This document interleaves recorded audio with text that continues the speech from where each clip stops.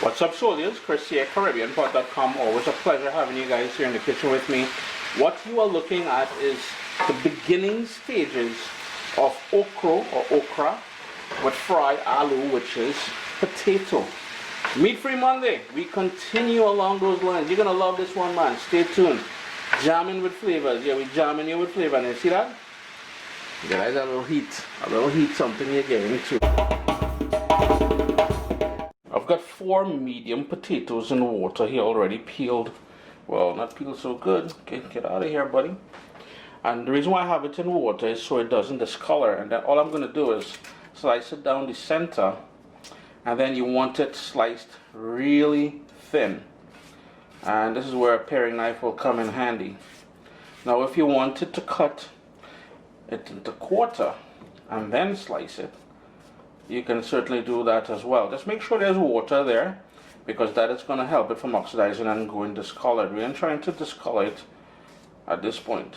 We'll add color later in the pot, but for now, that is all you're doing. Nice and thin as you can go, because that's going to help it cook faster and get that lovely brown color and sweetness and everything. Then if we shift our attention to the bottom down here, I'm just going to shove this aside. And with the okra, all you want to do is already been washed.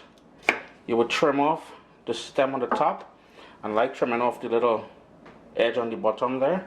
That's going in the rubbish. And then all you would do, 1/2 centimeter, like so. So again, the top, rubbish, 1/2 centimeter, and set it aside. That is as easy as it can get.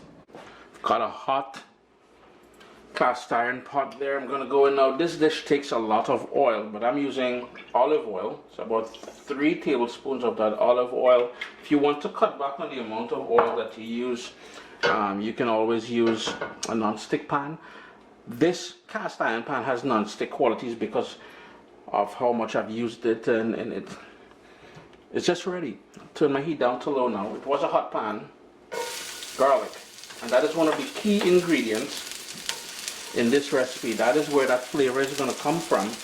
And did I say garlic? That's onion. I hope I didn't say 2 onions. And we have about 6 cloves of garlic that I'm just smashing with my knife here. I can't believe I said garlic when it's onions, man. Yeah, what's wrong with him, boy? He was a little cooking, Give that a quick stir. And the reason why we're starting with the onion and the garlic is because I want the oil to be flavored with that. Now when you're cooking, as I was trying to mention earlier there, when you're cooking fried aloo and or okra, it does take quite a bit of oil, so it isn't the healthiest of dishes. Here's what I'm going to toss in. 1, 2 bird's eye pepper or bird pepper in there. My heat is down to low if you're wondering. I'm going to give that a minute. And to help kick up the flavor a bit, we need some fresh ground black pepper. Now if you don't have that bird's eye pepper and you don't want to add anything spicy to this, you don't have to, but it gives it a lovely flavor. Now if all you have is Scotch bonnet pepper or habanero pepper or jalapeno pepper, use as much as you can handle. Then that prepared okra is going to go in. Turn the heat up to medium-low. Give that a quick stir. Now here's the thing. You may hear people talk about airing out okra after you cut it up. You air it out on a sheet pan to take away some of that slime that you're seeing there. Now here's the thing. If you don't like slime, why even bother with okra? Why? Please tell me. Explain that to me. You know what I mean? Don't even go that route first. Then it's time to add some salt, followed by that thinly sliced potato. So this is one of the simplest dishes you'll ever see me make. And you know, vegans, vegetarians, people on the ITEL kick, you guys are gonna love this one, man.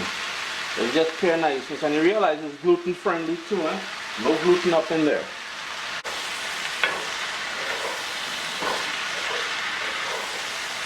All we want to do now is stir that to make sure everything is coated in that garlic, onion infused olive oil we started off there with. Now, as a kid growing up on the islands, mommy never used olive oil or what my dad called sweet oil for stuff like this. He usually drizzled it on later on when he was eating. So it usually was vegetable oil or coconut oil she would use. So if that's all you have and that's all you want to use, yo, rock that. Nobody ain't time to. I lost for words there, boy. That's a first. Oh, God. One of the things I forgot to mention to you all is that cook it with the pot or the pan uncovered. We don't want that steam messing with us here. And it's been going now for about 10 minutes or so. You see the potatoes starting to fall apart. And this is almost to the point where I want it to be. Keep scraping the bottom because you notice it have a bit of bun on the bottom down there. No, that's flavor, eh? Don't get me wrong, that's flavor, but at the same time, you're kind of sticking. Couple more minutes, we'll taste it for salt, and we're done. Now, the color that you're seeing there, had I used a non-stick pot, because this, while this cast iron is seasoned, it's not seasoned as I would like it yet.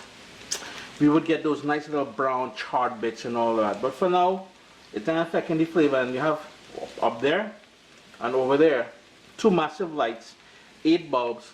So if it's looking kind of pale, that is the reason why, because I know people like to come on this YouTube, boy, and complain. Oh gosh, stop now, just enjoy the thing. 20 minutes later, yeah, that's all it took, is 20 minutes. I'm just going to turn my heat off here. I tasted it for salt already. The potato is falling apart, so I know it's nice and tender. And you have a delightful little vegan, little meat-free, little ital, little vegetarian, little gluten-free. Notice how many bases I covered there. Chris here, CaribbeanPot.com. Always a pleasure having you guys here in the kitchen with me. Make it a great week, alright? Do that. It's in your hands. It's in your hands.